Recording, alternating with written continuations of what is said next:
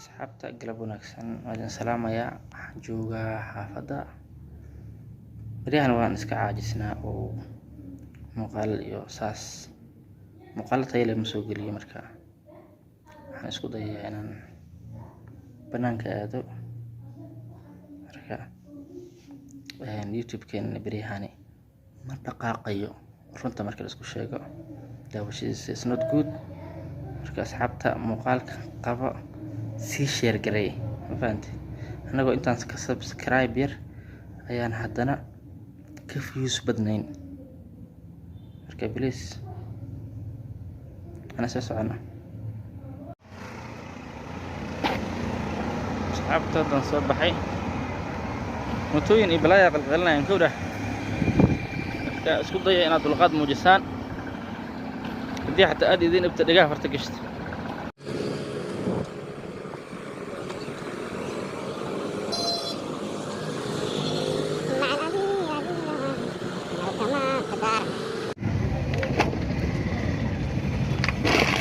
هذا النقطة غير الموضوع شو رئيسه أنت ذكرت تقولي جران إبرة قولي من داوت سنة عندنا جوجا فاروق أنا سكت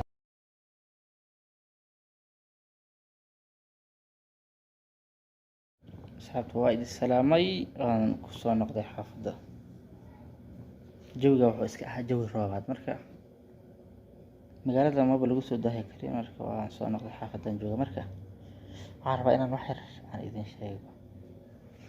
Runtii aniga inta ugu badan dhulka Soomaalida ay ku nooshahay inta ugu badan waa tagay. Waxaan tagay Muqdisho, waxaan tagay Hargeysa, waxaan tagay Boorama, haddana waxaan joogaa Jigjiga. Magaalada Jigjiga waxaad dareemaysaa inay ka jirto Soomaalinimo aad u badan. marka maalin hore aan waxaan arkay qiso iga yaabisay. magaalada inta ugu badan waxaa joogo qoomiyado kala duwan. Amxaara joogto oo aad u tiro badan, iyo waxaa joogaan oramada qaarkood. oramada horta dad muslimiin oo dhaqan wanaagsan oo maasha Allah waaye, laakiin waxaa joogto amxaaro kala duwan oo magaalada aad uga ganacsado. waxaan iraahdaa timo jaraha, rayslaha iyo meelaha kala duwanba inta ugu badan ayaga iska leh. ayaga macnaha ka shaqeysto la garan maayo. suuqyadan way ka xamaashtaan, hataa kuwa tuugsanayo way ku jiraan. magaalada aad ay ugu daadsan yihiin. marka waxaa dhacday anigoo suuqa dhex marayo, mid Soomaali ah ayaa wuxuu ka ganacsanaya caday.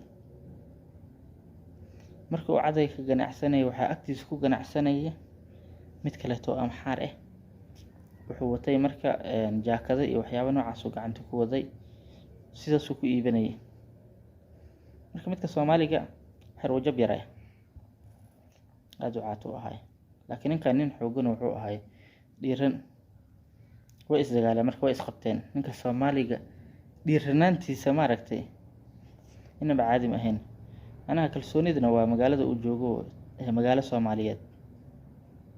والله ninka caadi uu dalaq u dhahay. markuu dalaq dhahay dadka waxay arkeen in kan Soomaaliga wax laga awood badan yahay. intii meesha joogtay ee dhalinyaro ahayd kulli waxay sameeyeen cadayga ee waxay ka soo qaateen ulo. ninka meel uu ka buuxo waay dhashdee washdee bashdee dhac waxay u garaaceen si xun.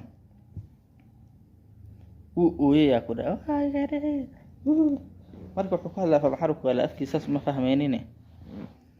waxaa ku dhahay aad u cabaaday. ugu dambeyntii wallahi waxa ay gashay naxariis yar iska ka gasho. waxaan isdhahay halaan ka badan waa ninka uu bedelan yahay iska daay. dadku waxaan ka qabtaan ku jiray. ninka dharkiisu uu daadiyay uu cararay. markuu cararay haddana waan ka gudbay meelaan u socday. meeshaan tagay anigoo cabaar joogo waxaan haddana buuq kala maqlay. haddana mid oo amxaare oo mooto bajaaj wato iyo mid Soomaali ah dagaaleen. kaas markii Soomaaliga mid xariif u ahayo dagaalka yaqaano. ninka dalaqo intuu daawada intuu ka keeno dhulka ku dhuftay. marka hal mar waxaa ku soo carartay wixii Soomaalida ahaa suuqa jooga. hal mar ku soo carartay ninka shaatigiisa xataa wuu ka cararay. kuwaa waxay sameeyeen furahay la baxeen. kadib wuu cararay meelahaasuu tegey. markuu tegey kuwa Soomaaliya oo adiga soo barbariyo dhahayniyo dadkan waxayga iga qaada. markuu soo noqday kadib adiga waa la siiyey adiga furaha mootiisa la siiyey, mootiisu kacsaday hore u wata. marka waxaad dareemaysaa Soomaalinimadaba xaggaanaad ku dareemaysaa iyo kalsoonida. waayo hadda Soomaalida waa dad aad u furfuran oo qalbi wanaagsan inta ugu badan, dhexdoodana waa lagu ganacsan karaa. laakiin amxaaradoo kaletood iyo oramadoo kaleeto magaalooyinkooda qof Soomaaliya kuma ganacsan karo. bilxaqiiq Soomaaliya taa waa la isku dhibaateeyaa meelaha qaarkood. marka magaalooyinka Bahardar iyo magaalada Oromada iyo hadda qofka Soomaaliga hadduu tago kuma ganacsan karo. laakiin Soomaalida dhexdooda Oromada imaado, amxaarada imaado, cafarta imaado, qoomiyada kala duwan wayna ku ganacsadaan. wax walbay ka samaystaan, cid taabato adiga wax yeeshana ma lahan. laakiin haddii qof Soomaali ah uu taabto, taasi waxay tahay waa Soomaalinimay gaaraysaa. Soomaalidana meel walba ay joogto haba u kala qaybsamaane qabiilo iyo wax la mid ah, laakiin waa hal qoomiyad adag waliba karti leh. haddana Soomaalida dad aad u dhiig badan waay. marka Soomaalida meel walba ay joogto waxaad dareemaysaa in ay dhibaato isaga jiraan. tusaale ahaan oo kaleeto hadda koonfurta oo kaleeto Muqdisho sanado badan waxay la dala dhacaysaa dhibaatooyin iyo waxyaabo la mid ah. laakiin waxaan dhihi lahaa wax walba hoos lagu dhameeyo. Soomaalinimada hana deeqdo. magaalooyinkana nabad aan ka dhigano. magaalo kale haddaad tagtid maaragtay sida kalsoonida aad magaalada ku qabtid ma lahaanaysid. ma fahamtid? marka qof walba haddii aad joogtid magaaladaada ku dadaal xasiloonida